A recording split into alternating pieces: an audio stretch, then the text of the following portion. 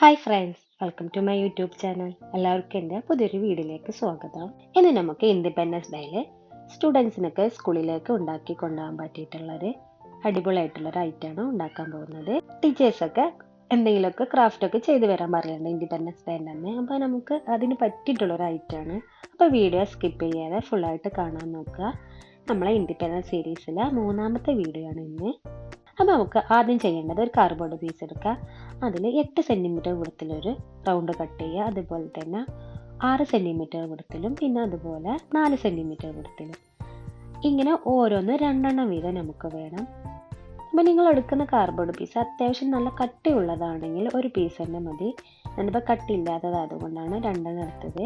അപ്പോൾ 2 എടുക്കുകയാണെങ്കിൽ നമുക്ക് രണ്ടും പരസ്പരം ഒന്ന് സെയിം സൈസ് വെച്ചിട്ടൊന്ന് ഒട്ടിച്ച് കൊടുക്കണം. അതിനുശേഷം നമുക്കൊന്ന് കളർ പേപ്പർ കൊണ്ടൊന്ന് കവർ ചെയ്തിട്ട് എടുക്കണം.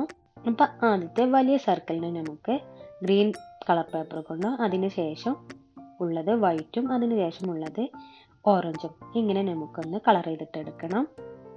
3 നീറ്റായി ഒന്ന് കവർ ചെയ്തിട്ട് എടുത്തതിന് ശേഷം നമുക്കൊന്ന് ഒട്ടിച്ച് കൊടുക്കണം. ആദ്യം ഗ്രീനിൻ്റെ മുകളിൽ നമുക്ക് വൈറ്റ് ബേസ് ഒന്ന് ഒട്ടിച്ച് കൊടുക്കുക. അതിൻ്റെ മുകളിലായിട്ട് ഓറഞ്ച് കൂടെ ഒന്ന് ഒട്ടിച്ച് കൊടുക്കുക. അപ്പോൾ നമ്മുടെ ബേസ് ഇവിടെ റെഡിയായി.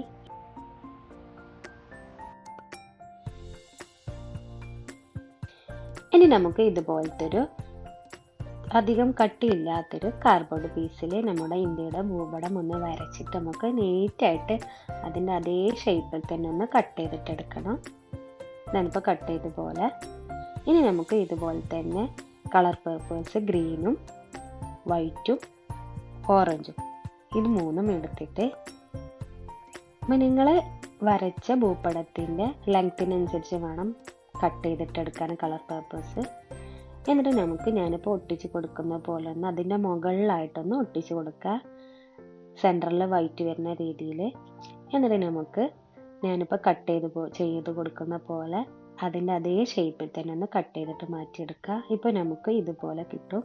ഇനി അതിൻ്റെ മുകളിൽ വൈറ്റിൽ നമുക്കൊരു അശോക ചക്രം കൂടെ ഒന്ന് വരച്ച് കൊടുക്കാനുണ്ട്. ഇനി മാപ്പിൻ്റെ താഴെയായിട്ട് നമുക്ക് ചെറിയൊരു കാർഡ്ബോർഡ് പീസ് നീളത്തിലൊന്ന് ഒട്ടിച്ച് കൊടുക്കണം. ഞാനിപ്പോൾ ചെയ്ത പോലെ. അതിനുശേഷം നമ്മൾ ഉണ്ടാക്കി വെച്ചിട്ടുള്ള ബേസ് എടുക്കുക. അതിൻ്റെ സെൻറ്ററിൽ നീളത്തിലൊരു ഹോൾ ഉണ്ടാക്കി കൊടുക്കുക.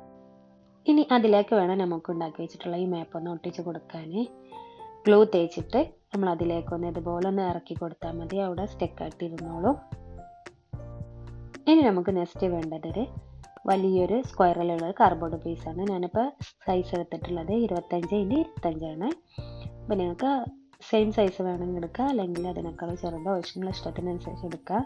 എന്നാലും നമുക്ക് ഒരു ബ്ലൂ പേപ്പർ കൊണ്ടൊന്ന് കവർ ചെയ്തിട്ട് എടുക്കണം. ഇനി നമുക്ക് അതവിടെ മാറ്റി വെക്കാം. അതിനുശേഷം 6 സെൻറ്റിമീറ്റർ നീളവും 3 സെൻറ്റിമീറ്റർ വീതിയുമുള്ള ഒരു A4 ഷീറ്റ് കട്ട് ചെയ്തിട്ട് എടുത്തിട്ടുണ്ട്. അത് ഞാനൊന്ന് റോൾ ചെയ്ത് കൊടുക്കുന്നുണ്ട് പെൻസിൽ ഉപയോഗിച്ചിട്ട്. ഇനി ആ റോള് ചെയ്തതിൻ്റെ മുകളിലെല്ലാമായിട്ട് നമുക്ക് ഇതുപോലെ ഒരു ചെറിയ പീസ് ഒരു 2 സെൻറ്റിമീറ്ററിൽ 1 സെൻറ്റിമീറ്റർ 1.5 സെൻറ്റിമീറ്റർ വീതിയിൽ നമുക്ക് ഒരു ഓറഞ്ച് കളർ പേപ്പറും അതുപോലെ തന്നെ അതിൻ്റെ താഴെയായിട്ട് ഗ്രീൻ കളർ പേപ്പറും ഇതുപോലെ ഒന്ന് റോൾ ചെയ്ത് കൊടുക്കണം. ഇന്നിപ്പോൾ ചെയ്തത് കണ്ടില്ല, അതുപോലെ ഒന്ന് ചെയ്ത് കൊടുത്താൽ മതി. അങ്ങനെയാണ് ഫൈനൽ ലുക്ക് ഉണ്ടായിരിക്കുക. ഇതുപോലത്തെ ഒരു 8 നമുക്ക് ആവശ്യമുണ്ട്. ഇനി നമുക്ക് ഉണ്ടാക്കി വെച്ചിട്ടുള്ള ബേസ് എടുക്കുക. അതിലേക്ക് ഓരോന്ന് വേണം ഒട്ടിച്ച് കൊടുക്കാൻ.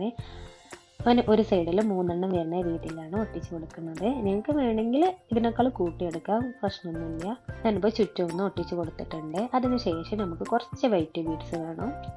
അതൊന്ന് ഇതുപോലത്തെ ഒരു ത്രെഡിൽ നമുക്ക് കോർത്തെടുക്കണം. കുറച്ച് കൂടുതലായിട്ട് തന്നെ നമുക്ക് കോർത്തെടുക്കാം. ഇനി ആവശ്യമുണ്ടെങ്കിൽ പിന്നെയും കുറക്കാം. ഇപ്പം നമുക്ക് കുറച്ച് ലെങ്ത്തിലൊന്ന് കോർത്തെടുക്കാം. നമുക്ക് ഉണ്ടാക്കി വെച്ച റോളിൻ്റെ മുകളിലായിട്ട് ഇതൊന്ന് ഒട്ടിച്ച് കൊടുക്കണം. കുറച്ച് താഴോട്ട് ഹാങ് ചെയ്യുന്ന രീതിയിൽ വേണം ഓരോന്നിൻ്റെ മുകളിലായിട്ടും ഒട്ടിച്ച് കൊടുക്കാൻ. ഞാനിപ്പോൾ ചെയ്യുന്നത് നിങ്ങൾ കാണില്ല, അതുപോലെ ഒന്ന് ചെയ്ത് കൊടുത്താൽ മതി. നമുക്ക് ചുറ്റും കവർ ചെയ്തിട്ട് വേണം ഇതൊന്ന് ചെയ്ത് കൊടുക്കാൻ. ഇതുപോലെ ഓരോന്നിൻ്റെ മുകളിൽ ഗ്ലൂ തേച്ചിട്ടൊന്ന് ഒട്ടിച്ച് കൊടുത്താൽ മതി. ഞാനിപ്പോൾ കോർത്തത് തീർന്നിട്ടുണ്ട്. അപ്പോൾ ഞാൻ വീണ്ടും കുറച്ചും കൂടെ ഒന്ന് കോർത്തെടുത്തിട്ടുണ്ട്. അതിന് ശേഷമാണ് ഞാൻ കംപ്ലീറ്റ് ചെയ്തെടുത്തത്. അപ്പോൾ നിങ്ങൾക്കും ഇതുപോലെ തികയാതെ വന്നിട്ടുണ്ടെങ്കിൽ നിങ്ങൾക്ക് കോർത്തെടുത്താൽ മതി. എന്നിട്ട് നമ്മൾ ആദ്യം ഉണ്ടാക്കി വെച്ചിട്ടുള്ള ബേസ് ഇതിൻ്റെ ഉള്ളിലെ സെൻറ്ററിലായിട്ടൊന്ന് ഒട്ടിച്ച് കൊടുക്കുക. അപ്പോൾ നമ്മുടെ ഫൈനൽ ലുക്ക് കൂടെ റെഡി ആയിട്ടുണ്ട്. അപ്പോൾ എങ്ങനെയുണ്ട്, നിങ്ങൾക്ക് ഇഷ്ടമായോ? ഇഷ്ടമെങ്കിൽ നിങ്ങൾ കമൻറ്റ് ചെയ്യാനും ലൈക്ക് ചെയ്യാനും മറക്കരുത്. അതുപോലെ നിങ്ങളൊന്ന് ട്രൈ ചെയ്ത് നോക്കുക. അപ്പോൾ അടുത്ത വീഡിയോ ആയിട്ട് കാണും വരെ താങ്ക് യു ഫോർ വാച്ചിങ്.